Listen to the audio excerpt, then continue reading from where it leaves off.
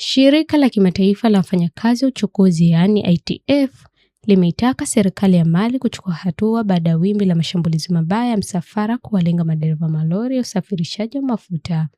Wafanyakazi wa usafiri ni muhimu ili jamii zihudumiwe, haistahili waachwe bila ulinzi, ITF ilisema katika taarifa kwa vyombo vya habari.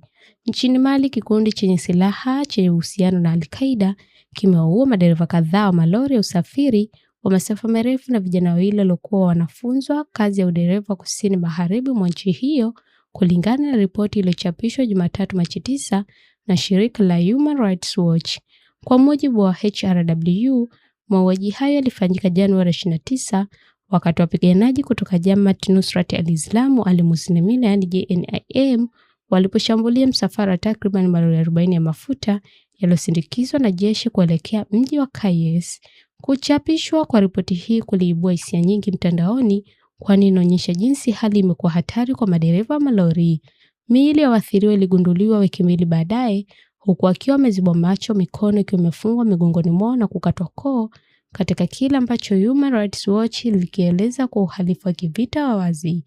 Mamlaka ya Mali bado haijatoa maoni yoyote kuhusu madai mahususi katika ripoti za Human Rights Watch. Serikali pia mara kwa mara inashutumu mashirika yasiyo ya kiserikali kwa upendeleo au kutegemea taarifa ambazo hazijathibitishwa. Na hivi majuzi zaidi, wanajeshi wa Mali na mamluki wa jeshi la Urusi barani Afrika waliripotiwa kuua raia 7 karibu na mpaka wa Mauritania kwa madai ya kuwa na uhusiano wa vikundi vya kijihadi.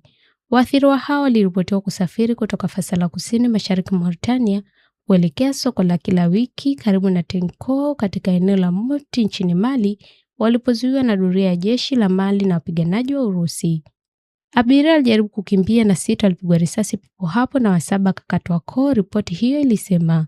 Wanajeshi wa Mali na mamluki wa Urusi mara nyingi wamekuwa wakishutumiwa kufanya ukatili dhidi ya raia, madai ambayo yamekanishwa mara kwa mara na utawala wa kijeshi, ikisisitiza kuwa operesheni zao zinalenga makundi ya kijihadi pekee.